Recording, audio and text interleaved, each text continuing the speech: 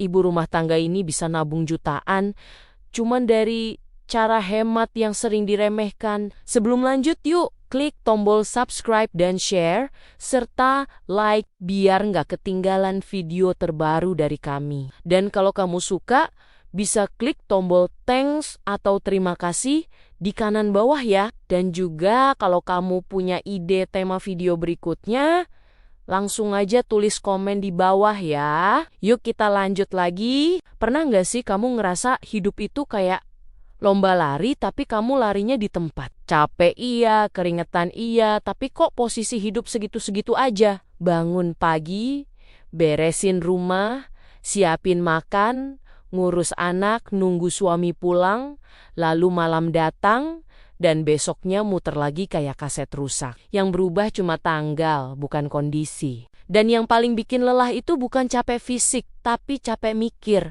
Mikir uang, mikir besok makan apa, mikir bulan depan gimana, mikir kalau tiba-tiba ada kebutuhan mendadak, kadang sambil nyuci piring, pikiran kemana-mana, kadang sambil masak, hati rasanya kosong, bukan karena kurang bersyukur, tapi karena lelah mikul tanggung jawab yang enggak kelihatan. Banyak orang mikir ibu rumah tangga itu enak, di rumah aja, nggak kerja, padahal yang bilang gitu biasanya belum pernah ngerasain.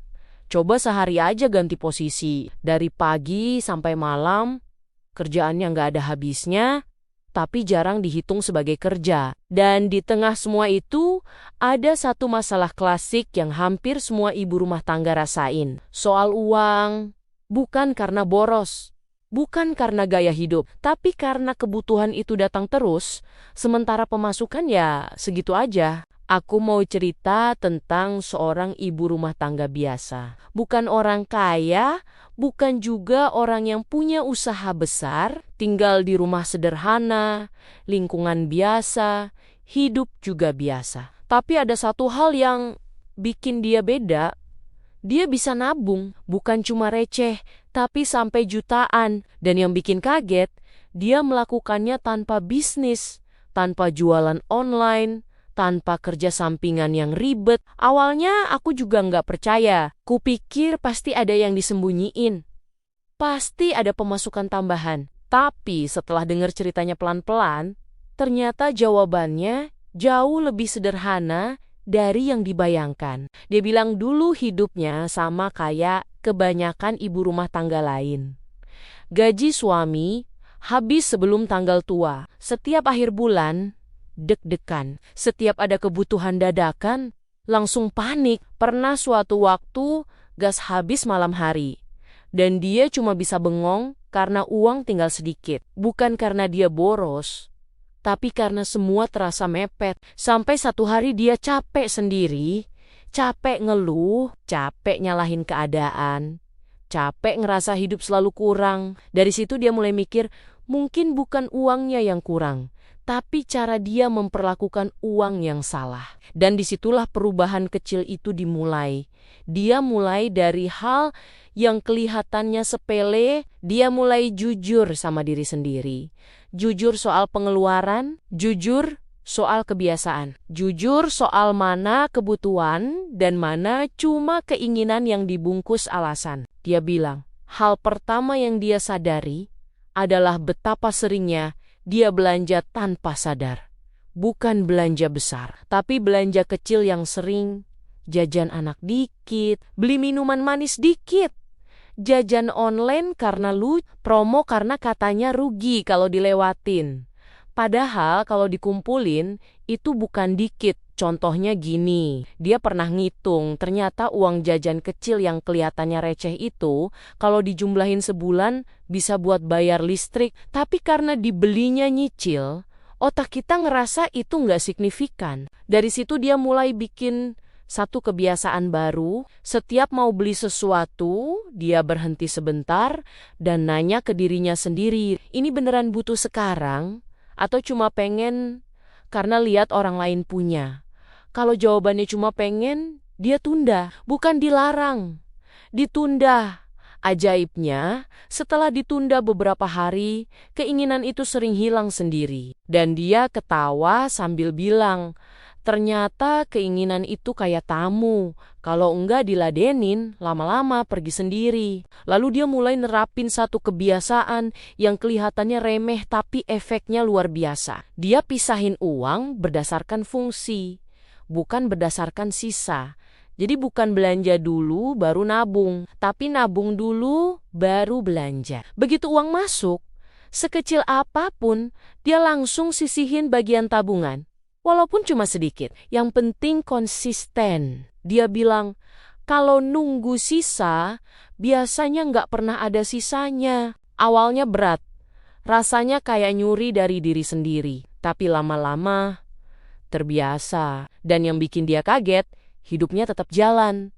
Nggak jadi kekurangan, malah jadi lebih terkontrol. Terus dia cerita soal kebiasaan belanja mingguan. Dulu tiap belanja, dia datang tanpa rencana. Masuk toko, lihat apa aja yang menarik, masukin keranjang. Akhirnya banyak barang yang dibeli, tapi jarang dipakai. Tapi kalau sekarang sih beda. Dia bikin daftar. Sederhana aja. Bahkan kadang cuma di kepala. Tapi dia patuhi. Dia juga mulai masak lebih kreatif. Bukan harus mewah, tapi pintar, muter bahan, sisa lauk diolah lagi. Sayur hari ini bisa jadi menu lain besok.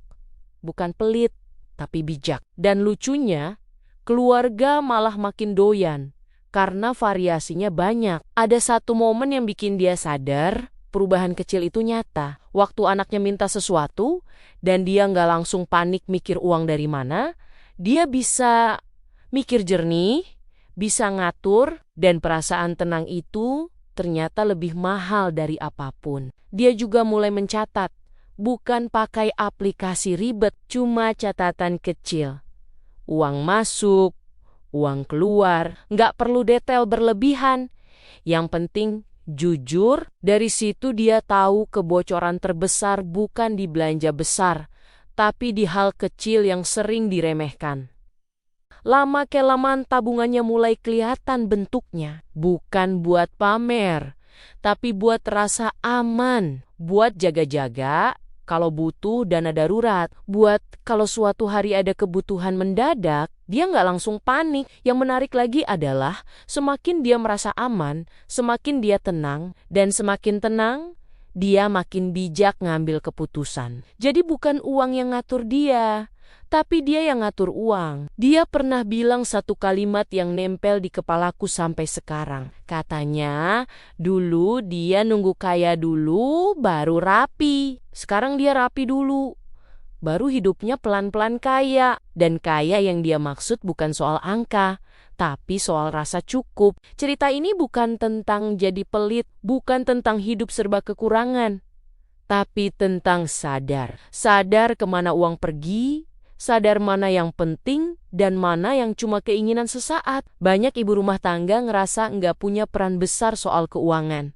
Padahal justru di tangan mereka lah aliran uang itu diatur. Mau bocor atau mau rapi, seringnya ditentukan dari keputusan kecil sehari-hari. Dan lucunya, perubahan besar itu nggak datang dari langkah besar, tapi dari kebiasaan kecil yang diulang tiap hari. Dari berani nunda jajan, dari berani bilang cukup, dari berani jujur sama diri sendiri. Kalau kamu sekarang lagi ngerasa capek ngatur uang, ngerasa selalu kurang, ngerasa kayak jalan di tempat, mungkin kamu bukan kurang pintar. Mungkin cuma belum nemu cara yang pas buat kamu.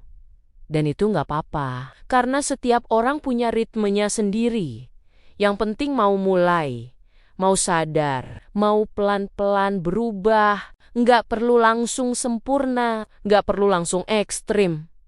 Cukup satu kebiasaan kecil hari ini, besok nambah satu lagi. Lama-lama kamu akan kaget sendiri lihat hasilnya. Karena sejatinya, ibu rumah tangga itu bukan cuma pengurus rumah, tapi manajer kehidupan. Dan setiap manajer hebat pasti belajar dari proses. Kalau kamu merasa cerita ini dekat sama hidup kamu, berarti kamu nggak sendirian. Banyak yang lagi berjuang di fase yang sama. Dan kabar baiknya, Selalu ada jalan buat jadi lebih tenang, lebih rapi, dan lebih siap menghadapi hari esok. Kalau kamu mau, di cerita berikutnya aku bisa bahas cara sederhana lain yang sering dianggap sepele, tapi dampaknya besar buat keuangan keluarga. Cara yang bisa dilakukan siapa aja, tanpa modal besar, tanpa ribet, dan tanpa bikin stres. Karena kadang-kadang ternyata hidup nggak butuh perubahan besar. Cukup perubahan kecil yang dilakukan dengan konsisten. Dan dari situlah hidup pelan-pelan mulai terasa lebih ringan. Demikian cerita kita kali ini. Sampai ketemu lagi di episode berikutnya. Tetap semangat ya!